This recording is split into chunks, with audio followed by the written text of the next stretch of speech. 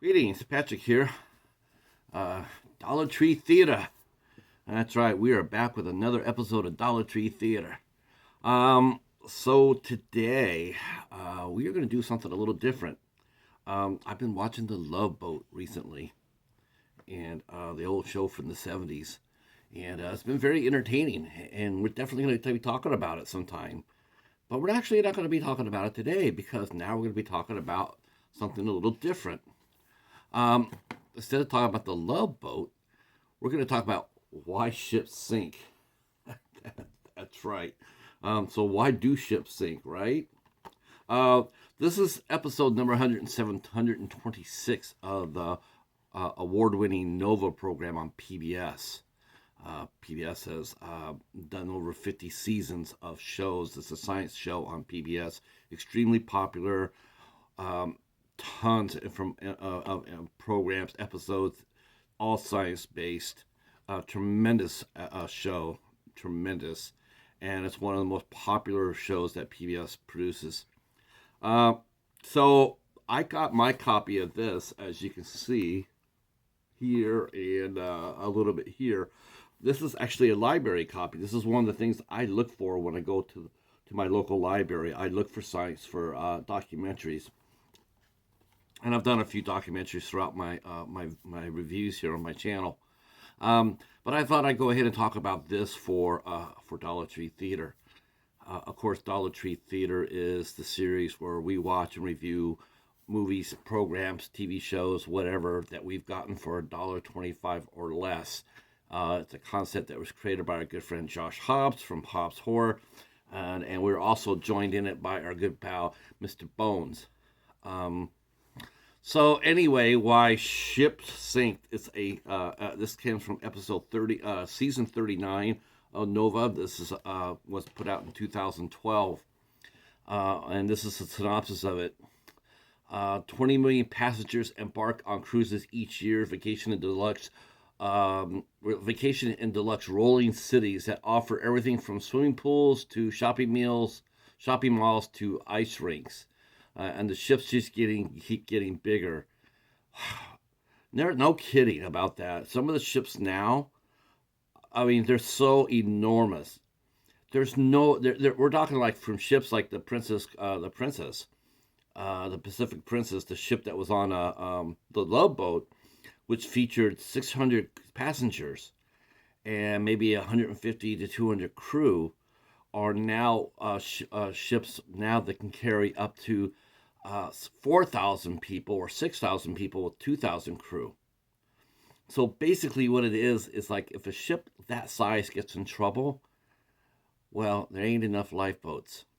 It's absolutely insanity. The ships that are being put out, and when you find out that those ships that are being put out today are actually less safe than the ships that used to be, it's amazing. It really is staggering, amazing. You look at some of these ships and you're like, wow, okay, if they were on, if they were in my bathtub and floating in my bathtub, all right. But they're out in the open ocean, and there has been many ships that have been caught out with storms that they've been unable to outrun. I mean, these ships are built for comfort. They're not built for speed. And a lot of these ships, they just get battered to shit out in the weather. But the taller the ships are, as we see in this show, how ships are built, and why some ships roll. The ship makers for comfort for the cruise ships make their ships higher for less lean, but it's unsafe.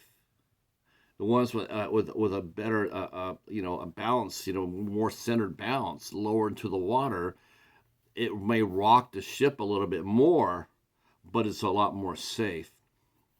Um, Says the average cruise ship has doubled in size in just the last 10 years. And remember, this is 2012 this show was made. So double that again.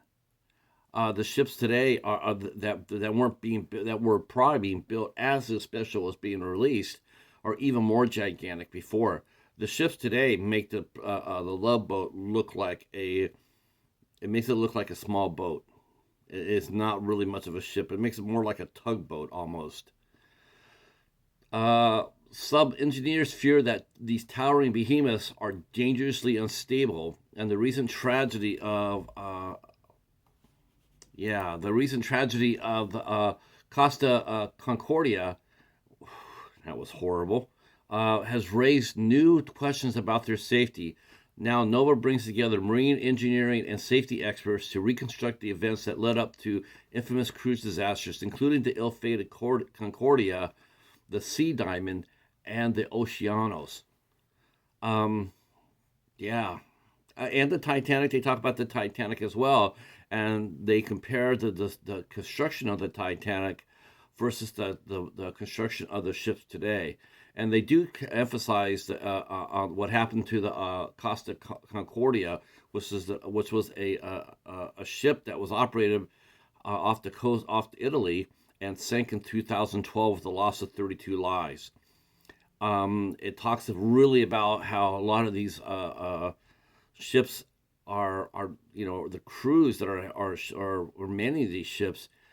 You really question the training. It really highlights the lack of training that a lot of these crews have. One expert said that the cruise industry at that time was 25 years behind the aviation industry in terms of safety and training. I see a lot of cruise channels here on YouTube, and a lot of people go on cruises and whatnot. But you never really think about, like, you go on these ships and you think that the crews are trained, but they're dangerously lacking in that. In the event of the Concordia, they never even had a boat training, a lifeboat training. None. They got on the ship, they took off. There was no such thing as a drill, no lifeboat drills. And they talked to the survivors of both the Oceanos and the Concordia, and it was shocking. It's shocking to see just how needless these incidents were. The captain of the Concordia, he deviated from his course of cruise, and he went to basically drive by an island to show off the boat, and he ran his ship into the ground, into a rock. The only reason why it was only 32 people that died on that ship was because it was close to the shore. And so when it collapsed, when it went on its side, it didn't collapse all the way like it would in open water. It just went like this, and half of it was out of the water, half of it was underneath. But still, 32 people died.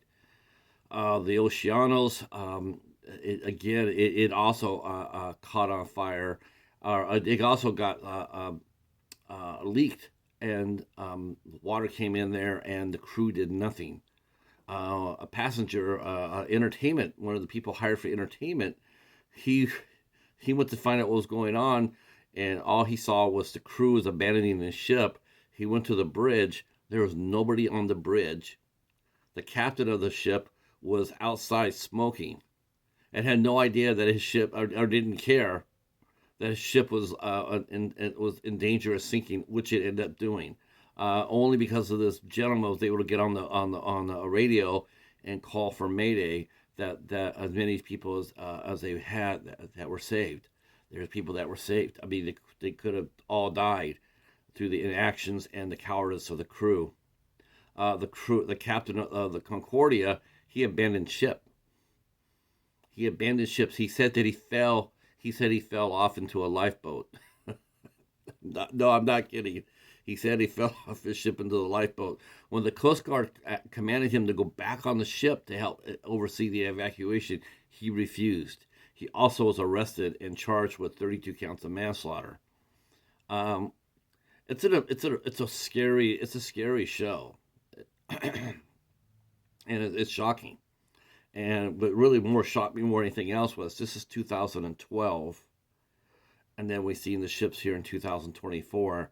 And they're bigger than the ships that they're talking about in this special. It's one of those things where it's like they're going to keep going. They're going to keep pushing the boundaries until there's a major disaster. one of these ships out here are going to get caught in seas, and it's going to capsize. It will. It's just too top heavy, and it's just a matter of time before it does happen. And I looked at this special sort of like a warning to people to be aware of that when you book your cruise on the ocean. You better take a good look at the boat you're on. You better take a good look at it. You better notice that the crew is, it's not, better investigate the captain of the ship, see how much the training the crew has.